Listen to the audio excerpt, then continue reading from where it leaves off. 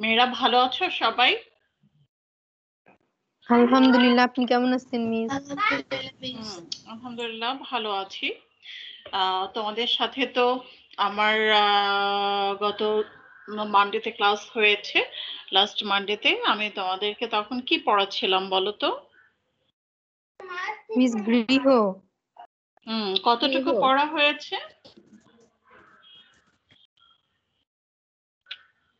59 পেজের প্রথম প্যারা শেষ পর্যন্ত। আচ্ছা, হ্যাঁ ওটা মানে আমরা প্রায় অর্ধেকের কাছাকাছি একটুখানি পড়েছি, তাই না? আচ্ছা, তোমরা জয়েন করেছো, আরো তো জয়েন করার কথা। যাই হোক, যারা যারা জয়েন করেছো, আমরা গৃহ পড়েছিলাম। গৃহর লেখিকা কে বলো তো?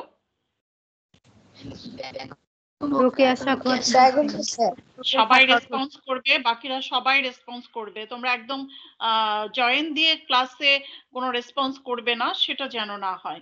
সবাই রেসপন্স করো। আচ্ছা, বেগম রোকেয়া সাখাওয়াত হোসেন কত খ্রিস্টাব্দে জন্মগ্রহণ করেন? 1880 সালের 9 ডিসেম্বর। 9 ডিসেম্বর। আমরা কত তারিখকে রোকেয়া দিবস পালন করি? 9 ডিসেম্বর। হ্যাঁ, তার উপন্যাস দুটির নাম কি? পদ্মরাগ ও সুলতানার স্বপ্ন। আচ্ছা, তার গদ্য গ্রন্থ দুটির নাম কি? মতিচুর ও অবরোধবাসিনী। শুধু একজন কথা বলছো, বাকিরা কথা বলছো না কেন? ওকে, বেগম রোকেয়া সাখাওয়াত হোসেন হোসেন যে একটা শিক্ষা প্রতিষ্ঠান স্থাপন করেছিলেন, সেটার নাম কি?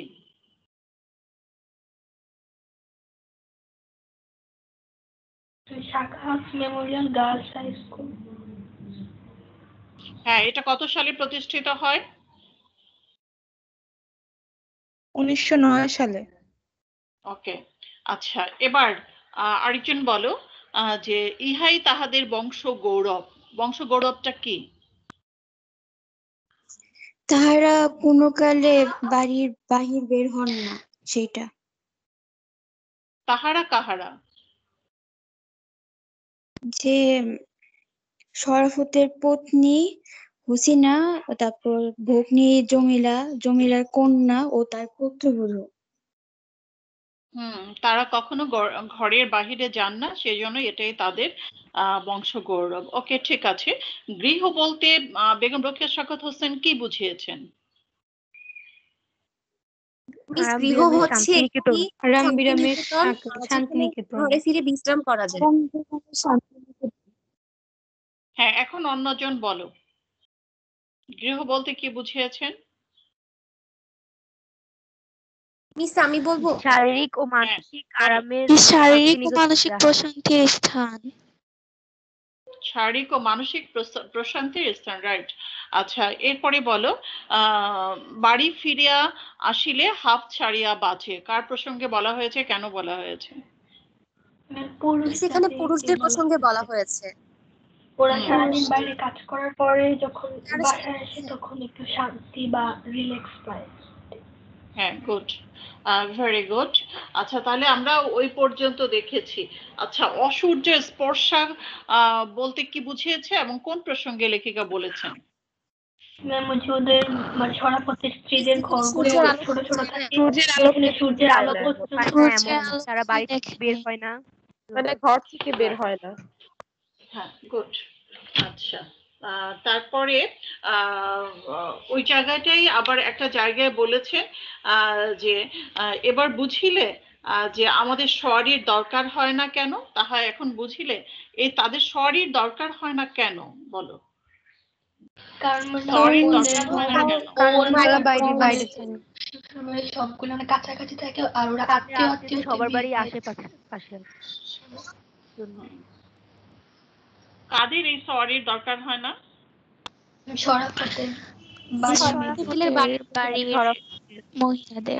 শরাফতের বাড়ি। আচ্ছা, এক কথায় আমরা বুঝলাম যে বেগম রোকেয়া সাখাওয়াত হোসেন তৎকালীন সমাজ ব্যবস্থায় নারীদের যে বন্দি দশা, তাদের যে অবস্থা, সেটা বর্ণনা করেছেন। হ্যাঁ, আসলে এই যে নারীরা কি আসলে বন্দি অবস্থায় ছিল না কিভাবে ছিল বলো তো? মিস তারা মায়েরা? বন্দি মিস তারা তাদের যখন অধিকার সম্পূর্ণরূপে পায়নি। হ্যাঁ বলো। মিস কারণ তাদের নিজের কোনো স্বাধীনতা নেই, তারপর নিজের কোনো অধিকার নেই, এজন্য এই অধিকার অবস্থাটাকে বঞ্চিত বেগম করা রোকেয়া। হয়েছিল। আচ্ছা, রাইট। হ্যাঁ, আমরা ওই পর্যন্ত পড়েছি। হ্যাঁ, ওই পর্যন্ত পড়েছি যে তাদের কোনো সাওয়ারের প্রয়োজন হয় না, তাদের একজনের বাড়ির সাথে আরেকজনের বাড়ি, ইত্যাদি ইত্যাদি। তো এরপরে তোমাদের বই নিয়েছো না, সবাই বইতে একটু দেখো। পাঠিকা কি মনে করেন যে হাসিনা বা জমিলা গৃহে আছেন? অবশ্য না, কেবল চারি দেয়ালের ভেতরে থাকলে গৃহে থাকা হয় না। এদেশে বাসর ঘরকে কোহব্বর বলে, কিন্তু কবর বলা উচিত। বাড়িখানা তো শরাফতের, সেখানে যেমন একপাল ছাগল আছে, হংস কুটকুট আছে, সেই রূপ একদল স্ত্রী লোকও আছেন, অথবা স্ত্রী লোকদের বন্দিনী বলা যাইতে পারে। এখন দেখো, এই যে বেগম রোকেয়া সাখাওয়াত হোসেন এই প্যারাটাতে একটা কথা বলেছেন, এটা কাদের পরিবার প্রসঙ্গে বলেছেন? শরাফত শরাফতের রাইট, পরিবার। শরাফত উকিলের। শরাফত। হ্যাঁ, এখন সেখানে বলেছেন এদেশে বাসর ঘর, অর্থাৎ যে ঘরটাতে নারীরা বসবাস করে, সেটাকে কোহব্বর বলে। মানে কোহব্বর মানে একটা কল্পনার স্বর্গ। মনে করে যে হ্যাঁ, বাসর ঘর সুন্দর, ভালো একটা ঘরে, একটা স্বর্গের মতো ঘরে বসবাস করে। আসলে বেগম রোকেয়া বলতে চেয়েছেন এটাকে কি বলা উচিত বলো তো? কবর। কোহব্বর না বলে কবর। কবর বলা উচিত। কবরে যেমন চারপাশে অন্ধকার, কোনো দরজা জানলা কিছু নেই, ওরকম জায়গায় থাকতে হয়, ঠিক তেমনি নারীরা যে বন্দি দশায় আছে সেটাকে তিনি কবর বলতে চেয়েছেন। এবং তারপরে বলেছে বাড়িটা যেহেতু শরাফত উকিলের, সেখানে এক পাল ছাগল আছে, হাঁস আছে, মুরগি আছে, তো সেরকম এক পাল স্ত্রী লোককেও তিনি ওভাবেই রেখেছেন বন্দি অবস্থায়। অর্থাৎ এখানে স্ত্রী লোকদেরকে বন্দিনী বলা যাইতে পারে। অর্থাৎ বেগম রোকেয়া সাখাওয়াত হোসেন স্ত্রী লোকদেরকে কি বলেছেন? বন্দিনী বলেছেন। এই প্যারাটা কি বুঝতে পেরেছো? জি মিস। ইয়েস জি ম্যাম। মিস। এরপরে দেখো, পরের প্যারাটাই বেগম রোকেয়া সাখাওয়াত হোসেন এরকম বোঝাতে চেয়েছেন, সাধারণত পরিবারের প্রধান পুরুষটি মনে করেন গৃহখানা কেবল আমার বাটি, পরিবারস্থ অন্যান্য লোকেরা তাহার আশ্রিতা। অর্থাৎ আমি বারবার করে একটা কথা বোঝাতে চাচ্ছি যে বেগম রোকেয়া এই গৃহ প্রবন্ধটা মনে করো আজ থেকে প্রায় 110 বছর আগে রচনা, 100 বছর আগে রচনা করেছেন। তখন পুরুষেরা মনে করতো যে আমি বাড়ির কর্তা এবং এই বাড়িটা আমার, তাই মনে করতো না বলো তো মেয়েরা? Yes miss. জি মিস। হ্যাঁ, এখন Yes, 100 miss. বছর পরে, 100 বছর পরে এই বর্তমান যুগে এসেও কি পুরুষেরা তাই মনে করে না বলো? জি মিস, এখন আরো বেশি করে। জি মিস। জি মিস। হ্যাঁ, এখন আরো রাইট, যে বেশি মনে করে। 100 বছর পরেও এই মানসিকতার কোনো পরিবর্তন হয়নি। কোনো কোনো পরিবারে ঠিকই হয়তো পরিবর্তন আছে, কিন্তু সেটা যত সামান্য, একেবারেই সামান্য পরিমাণ ঘর। আর বেশিরভাগই আমাদের প্রধান হচ্ছেন পুরুষ মানুষ, পরিবারের কর্তা, বাবা, ভাই বা বোনের হাজবেন্ড, এরকম ওনারা হচ্ছেন পরিবারের কর্তা, এবং তারই হচ্ছে বাড়িটা।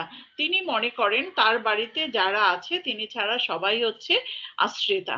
তারপরে বেগম রোকেয়া বলেছেন মালদহে তিনি আবার একটা বাটিতে কয়েকবার যাতায়াত করেছেন। হ্যাঁ, সেই বাটিতে গৃহস্বামী হচ্ছেন কলিম। গৃহস্বামী মানে কি বলতো?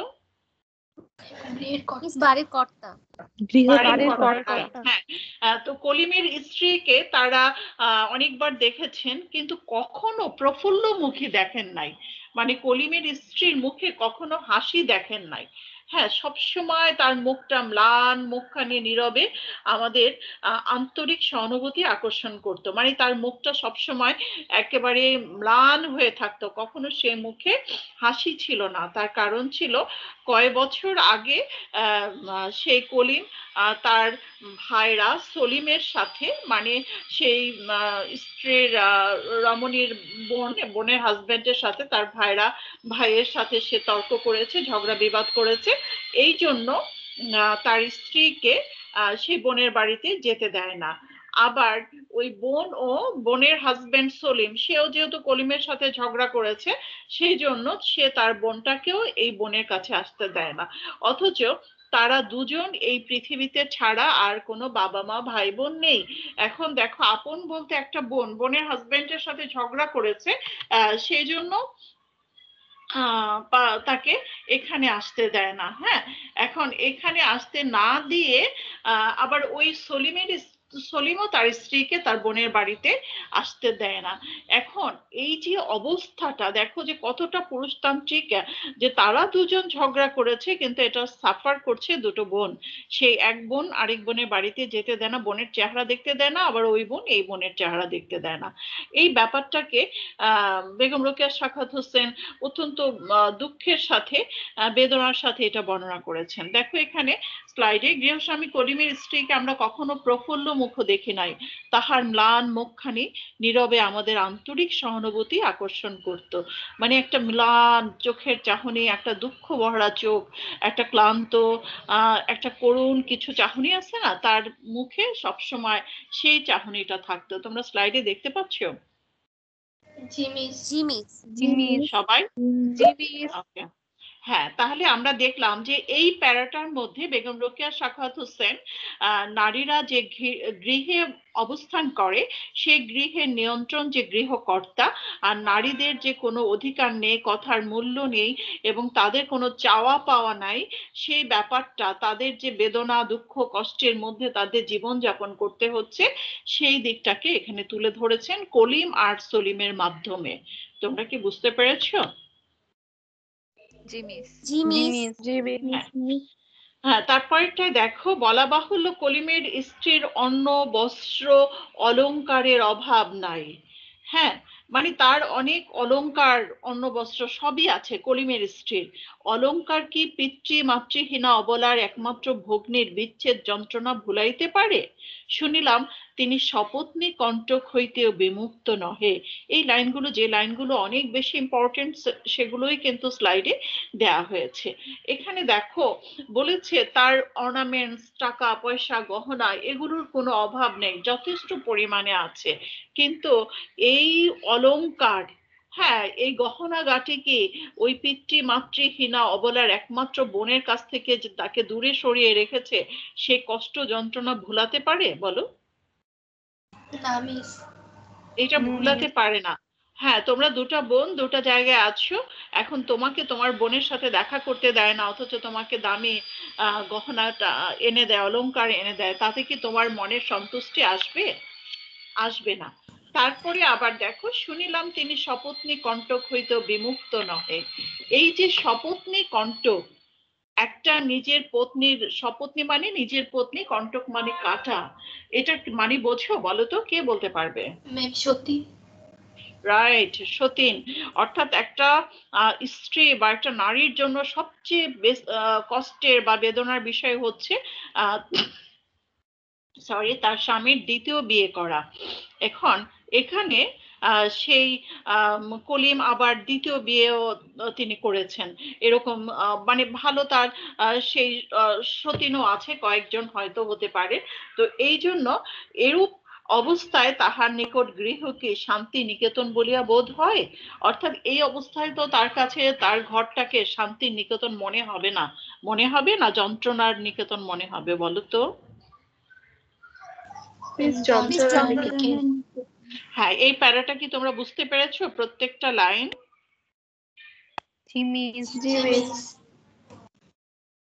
এরপরে দেখো, আমরা রমা সুন্দরীকে অনেক দিন হইতে জানি।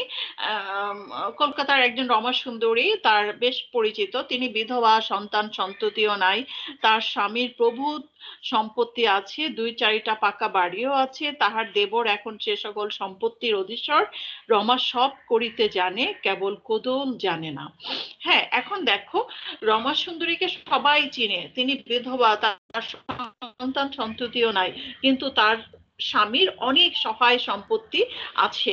এখন এইসব সহায় সম্পত্তি সব তার দেবর দেখাশোনা করে। হ্যাঁ, সেই দেবরের কাছে তিনি আশ্রয় বা একটুখানি থাকার জন্য একটু অনুমতি চান। হ্যাঁ, কিন্তু সেটা দিতেও তারা কুণ্ঠিত। সেই দেবর তাকে সেই অনুমতিটা, সেই বাড়িতে থাকার অধিকারটা পর্যন্ত তাকে দেন না। এখন অনেকে বলে যে হয়তো উনি দেবর পত্নীর সাথে ঝগড়া করেন, মানে কোদল মানে ঝগড়া করা। তখন আরেকজন বলিলেন যে রমা সব করিতে জানে, কেবল কোদল জানে না। মানে রমা সব করে কিন্তু কখনো কারোর সাথে ঝগড়াঝাটি করে না। আবার দেখো যে রমা সব কোদল করিতে জানে না, রমা বেশ জানে কি হ্যাঁ, কি করিয়া পরকে আপন করিতে হয়, কেবল আপনকে পর করিতে জানে না। এত গুণ সত্ত্বেও দেবরের বাড়ি থাকিতে পান না কেন? এখন দেখো তার স্বামী মারা গিয়েছে, তার ছেলে মেয়ে কেউ নেই, পুরো বাড়িটা তার হওয়ার কথা, কিন্তু দেখো সেই বাড়িটা দখল করে রেখেছে কে বলতো? রমান মিস দেবর। তার দেবর। হ্যাঁ, তার দেবর সেই বাড়িটাকে দখল করে রেখেছে। এখন অনেকে বলেন যে এমনটাই হতে পারে সে ঝগড়াঝাটি করে, কিন্তু তখন আরেকজন বলল যে রমা সব করিতে জানে কিন্তু কোদল করিতে জানে না। আবার সে পরকে আপন করিতে জানে কিন্তু আপনকে পর করিতে জানে না। এত গুণ থাকা সত্ত্বেও কেন স্বামীর বাড়িতে থাকার অধিকারটুকু পায় না? ওই যে পুরুষতান্ত্রিক সমাজ ব্যবস্থায় নারীর কোনো গৃহ নাই। এখন যদি এটা নিয়ম অনুযায়ী নারীর গৃহ থাকতো, তাহলে তো সেই বাড়ির অধিকারটা কার থাকতো বলতো? রমাসুন্দরীর থাকতো না? Yes, miss. এটা বুঝতে পেরেছো এই প্যারাটা? জি মিস। Yes, জি miss. মিস। ওকে, এর পরের প্যারাটায় দেখো এখন রমার কেন অবস্থা? কপালের দোষ। হ্যাঁ, সবাই বলেছে রমার কপালের দোষ। তারপরে দেখো আমরা একটা জমিদার বাড়ি দেখিতে গিয়াছিলাম। বাড়িখানি আহ কবি বর্ণিত অমরাবতীর ন্যায় মনোরম সুন্দর। অর্থাৎ তারা একটা জমিদার বাড়িতে গিয়েছিলেন এবং সেটা অনেক বেশি সুন্দর, মূল্যবান সাজসজ্জা ঝলমল করছে। ৫-৭খানা রজত আসন, মানে অনেক বেশি জমিদার বাড়ি যেমন বুঝায় রাজবাড়িতে তারা গিয়েছিলেন। তো সেটা যেমন রানীর ঘর খানাতেও টেবিল টিপায় তারা একটা রানীর ঘরে প্রবেশ করেছিলেন, সেখানেও অনেক সাজসজ্জা, টেবিল, অনেক কিছু আছে। কিন্তু সেখানে যে রাজা কখনো প্রবেশ করে না সেটা দেখলেই বোঝা যায়, কারণ সবকিছুতে একেবারে ধুলা পড়ে আছে। তো রানীকে দেখিয়া আমি হতাশ হইলাম, মানে লেখিকা বলছেন যে রানীকে দেখিয়া আমি হতাশ হইলাম। আহ কেন হতাশ হলেন? কারণ বৈঠকখানা দেখিয়া আমি রানীর যেরূপ মূর্তি কল্পনা করিয়াছিলাম, এ মূর্তি তাহার সম্পূর্ণ বিপরীত। হ্যাঁ, তিনি পরমা সুন্দরী বালিকা, পরিধানে সামান্য লাল পেড়ে বিলাতি ধুতি, রুক্ষ কেশের ঝটা, অনুমান 15 দিন হইতে তৈলের সহিত চুলগুলির সাক্ষাৎ হয় নাই। মানে এরকম অবস্থা রানীকে তিনি রাজবাড়িটার যেমন কল্পনা করেছিলেন রানী অনেক বেশি সুন্দর হবে, কিন্তু রানীকে দেখে রানী আসলে সুন্দর, অনেক বেশি সুন্দর বালিকা, পরমা সুন্দরী বালিকা, কিন্তু তার পরনে বিলাতি ধুতি ঠিক আছে, সব ঠিক আছে, কিন্তু তার চুলগুলোতে মনে হচ্ছে অনেক দিন এখানে তেল দেয়া হয় নাই, তেলের সাথে চুলের কোনো সাক্ষাৎ নাই। মুখখানে এমনই, আমার বইটাতে মুখখানে এমনই করুণ ভাবে পূর্ণ যে রানীকে মূর্তি মতি বিষাদ বলিয়া অত্যুক্তি হয় না। তো রানীকে দেখে আমি হতাশ। অনেকের মতে চক্ষু মনের দর্পণ স্বরূপ। রানীর নয়ন দুটিতে কি কি হৃদয় বিদারক ভাব ছিল তাহা আমি বর্ণনা করিতে অক্ষম, অথচ লোকে এই রানীর পথ কেমন বাঞ্ছনীয় বোধ করে। অর্থাৎ দেখো যে সেই রানীর বর্ণনা দিয়েছে, যে রানী কে দেখে লেখিকা একেবারে হতাশ হয়েছে, যেমন হওয়ার কথা তেমন রানীটা ছিলেন না। তার চোখে ছিল একেবারে বিষাদ, দুঃখ, ভারাক্রান্ত চোখ দেখেই বোঝা যায়। আছে না অনেক রানী একেবারে রাজ মুকুট পরলেই যে সে রানী হয়ে যাবে, আসলে তা না। তার চোখে মুখে হৃদয় বিদারক ভাব ছিল, এতটাই দুঃখ কষ্টের ছায়া তার চোখে পড়েছে যে লেখিকা সেটা বর্ণনা করতে অক্ষম। মানে এতটা একটা রানী, অথচ মানুষ রানী হওয়ার জন্য এই পথ কেমন বাঞ্ছনীয় বোধ করে। হ্যাঁ, মানে লোকে রানী হতে চায়, ইস আমি যদি রাজার একটা রানী হতে পারতাম। আমাদের একটি আহ হ্যাঁ, আমার তাদের সাথে একজন ছিল, তিনি বললেন, তুমি রাজার রানী, তোমার এ বেশ বেশ কেন? এসো আমি তোমার চুল আঁচড়ে দেই। রানী উত্তর দিলেন, জানি না কি পাপে রানী হয়েছি। ঠিক কথা, অথচ লোকে এই রানীর পথ কেমন বাঞ্ছনীয় বোধ করে। অর্থাৎ কি জন্য তিনি রানী হয়েছেন এটা তিনি জানেন না, লোকে মনে করেন রানী না জানে কি, সে মনে করে আমি কোনো এক পাপের কারণে মনে হয় রানী হয়েছি। এখন দেখো আমাদের সমাজ ব্যবস্থায় রাজা, একটা দেশে রাজ পরিবারের কত মর্যাদা কত মূল্য, অথচ সেই পরিবারের রানীর অবস্থাটা কেমন। হ্যাঁ, তাহলে কি একটা রাজার বাড়িতে রানীর কোনো গৃহ বা অধিকার আছে? বলো তো। নেই। হ্যাঁ, এরপরে দেখো মোহাম্মদী আইন অনুসারে আমরা পিতার সম্পত্তির উত্তরাধিকারিণী। হ্যাঁ, মোহাম্মদী আইন অনুসারে আমরা পিতার সম্পত্তির উত্তরাধিকারিণী হই। আমাদের মুসলিম আইনে আমাদের বাড়িও হয়, কিন্তু তাহা হইলে কি হয়? বাড়ির প্রকৃত কর্তা স্বামী, পুত্র, জামাতা, দেবর ইত্যাদি হন। তাহাদের অভাবে বড় আমলা বা নায়েবটি বাড়ির মালিক, গৃহ কর্ত্রীটি ওই নায়েবের ক্রিয়াপুতুল মাত্র। নায়েব কর্ত্রীকে যাহা বুঝায় অবোধ নিরক্ষর কর্তৃ তাহাই বুঝান। এখন দেখো মোহাম্মদী আইন অনুসারে আমরাও, মেয়েরা কিছুটা সম্পত্তির মালিক হয়, বাবার একটা ভাই যতটুকু পায় তার অর্ধেক পরিমাণ পায়, এটা আছে। কিন্তু আসলে কি এই সম্পত্তিটা দেয়া হয় মেয়েদের, বলো তো?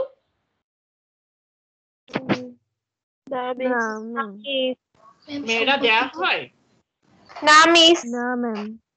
তুমি আজকে তোমার মাকে জিজ্ঞেস করবে, তোমার মা তোমার নানু বাড়ি থেকে যে প্রপার্টি যে সম্পত্তি পাবেন, তোমার মা কি সেই সম্পত্তি এনেছেন? না আনে নাই। হ্যাঁ, আনেনি, এখনো আনেনি। আর এটা অল্প কিছু পরিবারে এটা দেয়া হয় বা মেয়েরা নিয়ে আসে, যদি এক ভাই এক বোন থাকে তেমনটা।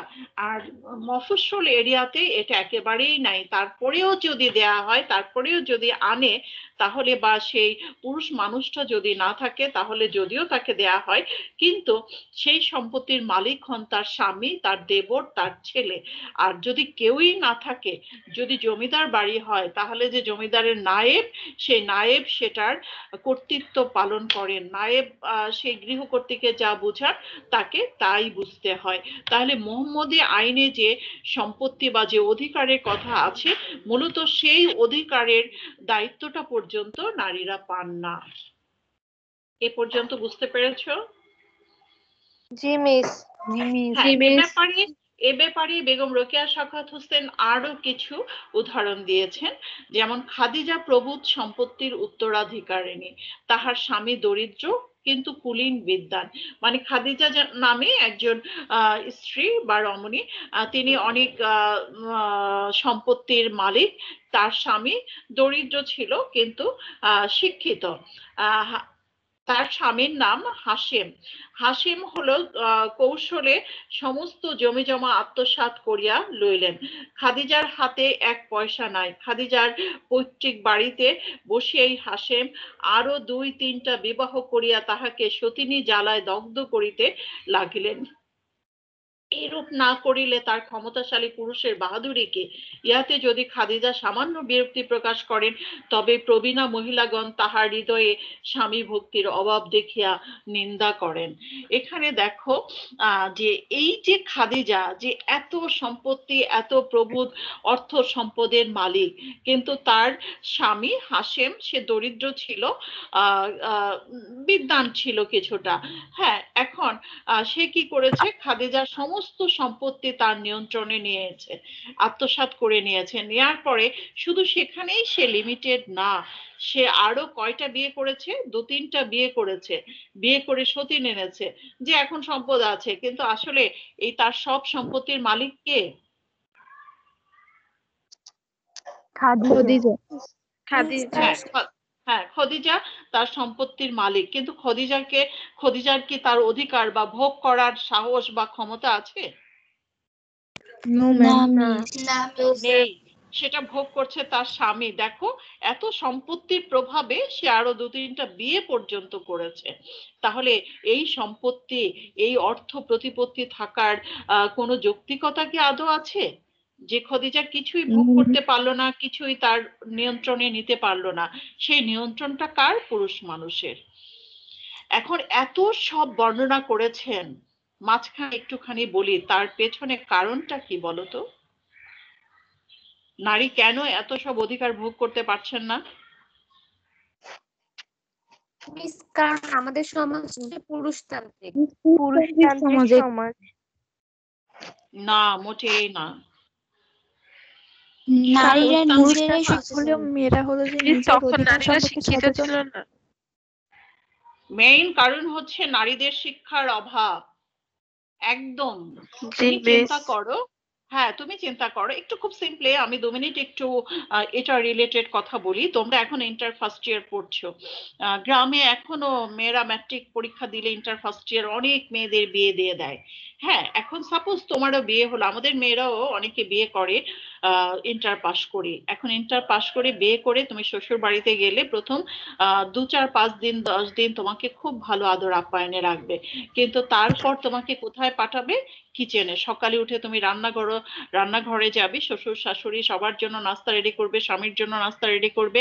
তারপরে তোমাকে সমস্ত এরা খেয়ে দিয়ে যে যার মতো বসে যাবে, তোমাকে দুপুরের রান্নার আয়োজন করতে হবে। দুপুরের খাবার রেডি করলে সবাই খেয়ে দিয়ে রেস্ট, তারপরে তোমার বিকালের নাস্তার আয়োজন করতে হবে। বিকালের নাস্তা শেষ, তারপরে আবার তোমার রাতের খাবারের ব্যবস্থা করতে হবে। খেয়ে দিয়ে সব গুছিয়ে তোমার সবাই যার যার মতো রেস্টে চলে যাবে, তোমাকে ঘুমোতে যেতে হবে রাত 12টায়। একটা মেয়ের লাইফ তো তাই না? এটা না? জি মিস। জি তুমি মিস। যদি ইন্টার পাস করে, এখন তখন তো 1 পাসও ছিল না, কিন্তু এখন যদি ইন্টার পাস করে করো, তোমার চিত্রটা হলো এই। আর তুমি চিন্তা করো, তুমি মাস্টার ডিগ্রি পাস করলে, অনার্স মাস্টার্স কমপ্লিট করার পরে তোমার বিয়ে হলো। এই অনার্স মাস্টার্স কমপ্লিট করে যখন তুমি বিয়ে করবে, তোমার শ্বশুর বাড়িতে যাবে, সবাই জানবে মেয়ে শিক্ষিত, এমএ পাস। মানে একদম আমাদের লোকাল এরিয়াতে যা বলে, মেয়ে এমএ পাস। তুমি সকালবেলা তোমাকে কি রান্নাঘরে যেতে হবে? বলো তো। না মিস। রান্নাঘরে তখন যেতে হবে না, দেখবে শাশুড়ি চা বানিয়ে তোমার রুমে পাঠিয়ে দিচ্ছে। বুঝছো? শাশুড়ি চা বানিয়ে তোমার রুমে পাঠিয়ে দিচ্ছে, আর সকালবেলা আর নাস্তা টেবিলে রেডি করে তোমাকে ডাকছে, বৌমা খেতে আসো।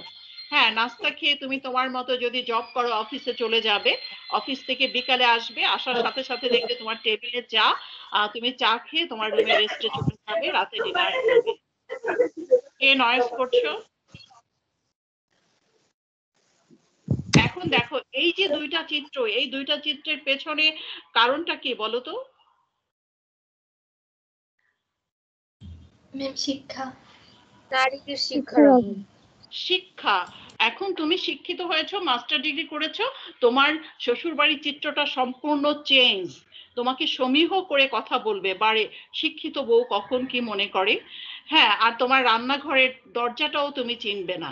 আর তুমি যদি স্রেফ ইন্টার পাস করে বিয়ে করো, তাহলে চিত্রটা সম্পূর্ণ ভিন্ন। তাহলে সবকিছু অধিকারের মূলে হচ্ছে নারীর শিক্ষা। তুমি শিক্ষিত হলেই সচেতন হতে পারবে, অধিকার সম্পর্কে তুমি জানতে পারবে। এই যে এত সহায় সম্পত্তি খদিজার, এত আমরা দেখতে পাচ্ছি, অনেক টাকা, তাই না? অনেক অর্নামেন্ট দেখছো তোমরা স্লাইডে। জি মিস, জি মিস।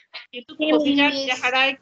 খদিজার চেহারায় কি খুব প্রফুল্ল না বিষণ্ণ? দেখো তো ও শুধু তাকিয়ে আছে বিষণ্ণ। অর্নামেন্টস আর টাকার দিকে, বিষণ্ণ ভাবে বিষণ্ণ। তাকিয়ে আছে। হায়, এত অর্থ সম্পত্তি অথচ আমার ভোগ করার, আমার নিয়ন্ত্রণে নেওয়ার কোনো অধিকারই নাই। কাজেই তুমি যে যত বড়লোক হও না কেন, শিক্ষাটা হচ্ছে তোমার মেইন হাতিয়ার। তোমার যদি শিক্ষাটা না থাকে তুমি কিছুই করতে পারবে না।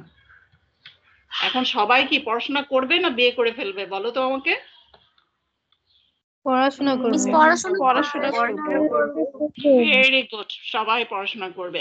এরপরে দেখো, এর পরের প্যারাগুলোতে এরকম বলেছে, আমি তো কোথাও ভ্রাতাদের বিরুদ্ধে কটু শব্দ ব্যবহার করি নাই, কাহাকে পাপিষ্ট পিশাচ নিষ্ঠুর বলিয়াছি কি, কেবল রমণী হৃদয়ের ক্ষত দেখাইয়াছি।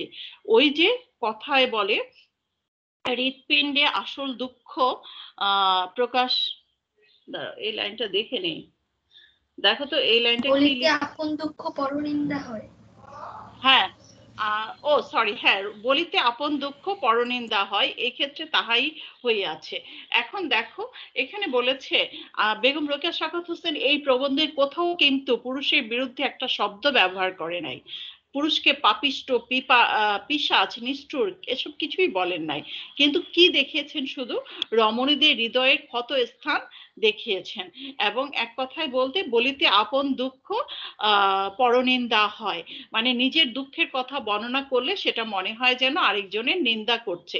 এবং এই ক্ষেত্রে তাহাই হইয়াছে। অর্থাৎ কেউ যদি মনে করেন, বা এই যে আমি তোমাদেরকে বুঝিয়েছি, আসলে কি বেগম রোকেয়া সাখাওয়াত হোসেন, বা আমরা যে বলি, আমরা কি ছেলেদের বিরুদ্ধে তোমাদের মিছিল করতে বলি না বিদ্রোহ প্রকাশ করতে বলি? আসলে কি তাই? না মিস। না আসলে মিস। তা না। হ্যাঁ, মেইন কথাটা হচ্ছে যে তোমাকে হলো নিজের শিক্ষাটা অর্জন করতে হবে। তোমাকে শিক্ষাটা অর্জন করতে পারলেই তুমি জীবনে একটা তোমার অধিকার প্রতিষ্ঠিত করতে পারবে। তোমার মেইন হচ্ছে শিক্ষা অর্জন করা। তারপরে দেখো, সুখের বিষয়, আমাদের অনেক ভ্রাতা এরূপ আছেন যাহারা স্ত্রী লোকদিগকে যথেষ্ট শান্তিতে গৃহ সুখে রাখেন। এখন সব পুরুষ মানুষ যে আবার তাই তা না, ম্যাক্সিমাম এরকম 98% হলো আমরা এতক্ষণ যা বর্ণনা করলাম তাই। আর 2% আছে যারা আবার রানীকে, আরে সরি, রানী মানে রমণীদের পূর্ণ স্বাধীনতা দিয়ে থাকেন। রমণীদের পূর্ণ স্বাধীনতা দিয়ে তাদের অধিকার তারা না চাইলেও তাদেরকে দিয়ে দেন এবং তাদেরকে পরম শান্তিতে রাখেন। এরকম আছে না 2-4 জন? বলো তো। জি মিস। হ্যাঁ, বেগম রোকেয়া সেটাও বলেছেন। তা না হলে হ্যাঁ, ম্যাম রোকেয়া সাখাওয়াত হোসেন তো এটার উদাহরণ। এটাই বলছিলাম যে ছবিতে দেখো। আর তা না হলে বেগম রোকেয়া সাখাওয়াত হোসেন 100 বছর আগে তার স্বামীর কাছ থেকে শিক্ষা গ্রহণ করে বাড়ি বাড়ি যে ছাত্রী জুগিয়ে তারপরে তিনি শিক্ষা প্রতিষ্ঠান স্থাপন করতে পারতেন না, যদি স্বামী তাকে ততটা সাপোর্ট না দিত। তাহলে দেখো, এখনো আমাদের সমাজে এমন অনেক স্বামী আছেন যারা স্ত্রীকে যথেষ্ট মর্যাদা এবং সম্মানের সাথে তাদের সংসারে রাখেন, এবং স্ত্রীরা তাদের গৃহে অনেক শান্তিতে, পরম শান্তিতে থাকতে পারে, এমনটাও কিন্তু আছে। একেবারে যে নেই তা কিন্তু না। হ্যাঁ, এরপরে দেখো, যখন আমাদের চালের উপর খড় থাকে না, দরিদ্রের জীর্ণতম কুটিরের শেষ চালখানা ঝঞ্ঝানিতে উড়িয়া যায়, তখনও অভিভাবকদের বাড়িতে লাইনটা হলো বাড়িতেই থাকে। হ্যাঁ, অর্থাৎ দেখো, যখন ঝড় ঝঞ্ঝা বা আমাদের কোনো দুর্যোগ দেখা দেয়, দুর্যোগে যদি ঘরের কুটিরের চালটা পর্যন্ত উড়ে যায়, তখনও আমরা কি করি? অভিভাবকদের বাড়িতে থাকি, হয় নিজের বাবা মার বাড়িতে চলে যায়, না হলে ভাইয়ের বাড়িতে চলে যায়। অর্থাৎ যে কোনো একটা ঘর বা গৃহ বা একটা বাড়ির আশ্রয়ে আমরা চলে যাই। এখন বলেছেন, ঘর কি জ্বলি বনমে গেয়ে, বনমে লাগে আগ, বন বেচারা কিয়া করে, করমে লাগে আগ। এটা খুব ইম্পর্টেন্ট একটা কথা, বুঝছো? এমনিতে বলা হচ্ছে হোম মানে গৃহ, গৃহটা আমাদের একটা শান্তি নিকেতন বুঝায়, কিন্তু আসলে আমাদের নারীদের জন্য এই শান্তিটা কতটুকু, বারবারই বেগম রোকেয়া সাখাওয়াত হোসেন সে ব্যাপারে সন্দেহ প্রকাশ করেছেন। এবং শেষ পর্যন্ত তিনি বলেছেন, ঘর কি জ্বলি বনমে গেয়ে, বনমে লাগে আগ, বন বেচারা কিয়া করে, করমে লাগে আগ।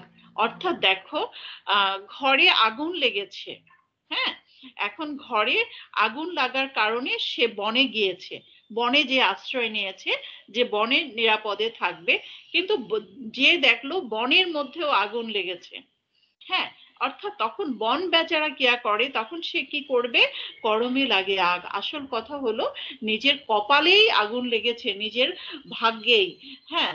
অর্থাৎ দেখো এখানে বলেছে গৃহে দগ্ধ হইয়া বনে গেলাম, বনে লাগিল আগুন, বন বেচারা কি করবে, আমার কপালেই লাগিয়াছে আগুন।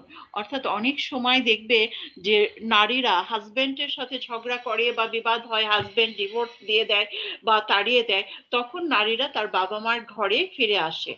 বাবা মার বাড়িতে দু একদিন আশ্রয় পেলেও তারপরে ভাইদের যন্ত্রণায় আবার তাকে সেই বাড়িটা ছেড়ে দিতে হয় না, সেই বাড়ি থেকে আশ্রয় না পেয়ে, বাবা মার কাছে আশ্রয় না পেয়ে সে আবার একাই কোনো একটা জায়গায় যেয়ে আশ্রয় খুঁজে নেয়।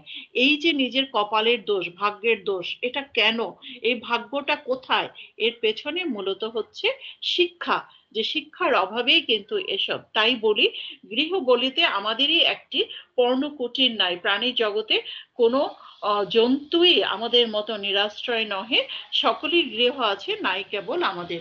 অর্থাৎ আমাদেরই কেবল একটা ঘর নেই, আর প্রত্যেকেরই একটা করে ঘর আছে। তোমরা এই পর্যন্ত কি বুঝতে পেরেছো পুরো প্রবন্ধটা? জি মিস। হ্যাঁ, তাই বলি গৃহ মাঝখানে বলিতে মনে হয় আমাদের একটি পর্ণকুটির নাই, প্রাণী জগতে কোনো জন্তুই আমাদের মতো নিরাশ্রয় নয়, হ্যাঁ, সবারই একটা গৃহ আছে, নেই কেবল আমাদের। অর্থাৎ এই যে আমাদের রমণীদের, আমাদের নারীদেরই একটা ঘর নেই, সেই ব্যাপারটা বেগম রোকেয়া সাখাওয়াত হোসেন এখানে উল্লেখ করেছেন। আর এটার পেছনে মেইন কারণ হিসাবে, মেইন কারণটা কি বলো, আবারও বলো।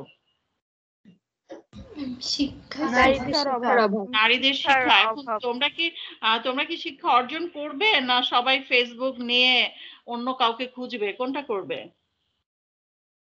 শিক্ষা অর্জন করব। হ্যাঁ, আমাদের পড়াশোনা করব। হ্যাঁ, পড়াশোনা করতে হবে, পড়াশোনা করে প্রতিষ্ঠিত হতে হবে। আচ্ছা, এখন দেখো তোমাদের যদি প্রশ্ন করা হয় রমা সব করিতে জানে কেবল কোদল জানে না, ব্যাখ্যা করতে পারবে নাকি পারবে না? মিস একটা কথা ছিল, মিস মাঝখানে তো দুইটা প্যারা মনে হয় স্কিপ হয়ে গেছে। না, ওই সবগুলো তো আর লেখা যায় না বলো, তাহলে তো আমার এটা একটা বই হয়ে যাবে। আর টাইম, আমি দেখেছি টাইম অনুযায়ী তো তোমাদের স্লাইড করতে হবে, ওই একটা দুইটা লাইন তোমরা পড়ে ফেলতে পারবে। আমি তো সব বর্ণনা করলাম, প্রায় প্রত্যেকটা লাইনই বর্ণনা করা হয়েছে। এখন টাইমে এই যে 40 বেজে গেছে না, এই জন্য এখন এটা পারবে না, রমা সব করিতে জানে কেবল কোদল জানে জি না। মিস। এরপরে যদি প্রশ্ন হয় সকলের গৃহ আছে, নাই কেবল আমাদের, উক্তিটি বিশ্লেষণ করো, এটা পারবে? জি মিস। জি মিস। লাস্ট লাইনটা, এগুলো কিন্তু খুব ইম্পর্টেন্ট, স্লাইডে যতগুলো লাইন দেখানো হয়েছে সবগুলো লাইন ইম্পর্টেন্ট, এগুলো ব্যাখ্যা করবে। আমি সব পুরো প্রবন্ধটা আলোচনা করলাম লাইন ধরে ধরে, ছবি দেখিয়ে তোমাদেরকে একটু আলোচনা করলে যে ছবিটা মনে থাকবে, এই যে আগুনের ছবিটা, হ্যাঁ, ঘর কি জ্বলিয়ে বনমে গিয়ে, মানে ঘর আগুন লেগেছে তাই বনে গিয়েছে, বনে যে আগুন লেগেছে, এটা মনে থাকবে। তারপরে এখানে দেখো ঝড় ঝঞ্ঝায় যদি চাল উড়ে যায়, আমরা কাদের ঘরে যে আশ্রয় নেই। তারপরে দেখো অনেক পুরুষ মানুষ, একটা সুন্দর ছবি, মেয়েটা তার মাথাটা একটা পুরুষের কাঁধে রেখে একটা আশ্রয়, একটা নিরাপদ আশ্রয় খুঁজে পেয়েছে, একটা প্রশান্তির জায়গা আছে। এই ছবিগুলো তোমাদের স্লাইডে দেখানো হয় যেন তোমরা এগুলো সব মনে রাখতে পারো। সবাই কি বুঝতে পেরেছো? জি মিস। জি ম্যাম। আমাদের নেক্সট ক্লাসে আমাদের পড়া থাকবে হলো, আমি এটা শেষ করব নেক্সট ক্লাসে তোমাদের এটার উপরে আমি এমসিকিউ জিজ্ঞেস করব আর অনুধাবন কোশ্চেন বা সৃজনশীল কোশ্চেন কিভাবে লিখতে হয় তোমাদেরকে এত ডিসকাস করেছি প্রথম দিকে, কিন্তু তারপরেও তোমাদের এই হাফ ইয়ারলি এক্সামে দেখলাম ও তোমরা কি লিখেছো, তেমন গুছিয়ে লিখতে পারোনি। তারপরে আমি ভাববো যে যেহেতু তোমরা অনেকদিন টাইম পাইনি, টাইমের জন্য ভালো করে লিখতে পারিনি। হ্যাঁ, সেটাই, টাইমের জন্য অনেকদিন লিখো না তো, প্রায় বছর খানিক তোমাদের লেখা হয় না, সেই জন্য তোমাদের হাতের স্পিড কমে গেছে। এটা ঠিক হয়ে যাবে ইনশাল্লাহ, আল্লাহ সিচুয়েশন ভালো করুক, আমাদের স্কুল কলেজ খুলে যাক, তাহলে সব ঠিক হয়ে যাবে। আর আর কয়েকটা দিন অপেক্ষা করো, ইনশাল্লাহ আমরা আশা করছি মার্চে তো অবশ্যই খুলবে, তাই না? এখন তো ঠিক আছে, সবাই একটু ভালো করে প্রবন্ধটা পড়বে, প্রত্যেকটা লাইন পড়বে। আমি ভুলে গেছি, একটু পরে আবার আমার ক্লাস। তো ঠিক আছে, আমরা এখানে শেষ করব। কারো কোনো কোশ্চেন আছে? মিস আজকে আবৃত্তি প্রতিযোগিতা হবে? হ্যাঁ, আজকে 6:30টায়। তোমরা জানো তো? 6:30টায় আমার ভাইবারে বা হোয়াটসঅ্যাপে কল দিও, কোনো সমস্যা নেই। কিন্তু মিস আমার একটু দেরি হবে, দেরি হলে সমস্যা আছে 6:30টার পরে? না, সমস্যা নেই, সবাই তো আর একসাথে দিতে পারবে না, একজনেরটা শুনতে শুনতে আরেকজনেরটা শুনতে হবে তো। দেখি না। তো ঠিক আছে, সবাই ভালো থেকো। আমি নেক্সট ক্লাসে কিন্তু এটার উপরে পড়া ধরবো, মনে থাকবে? জি মিস। জি মিস। ওকে, নেক্সট ক্লাস। ও আসসালামু আলাইকুম। আমি তোমাদের অ্যাটেন্ডেন্সটাই তো দেখি নাই।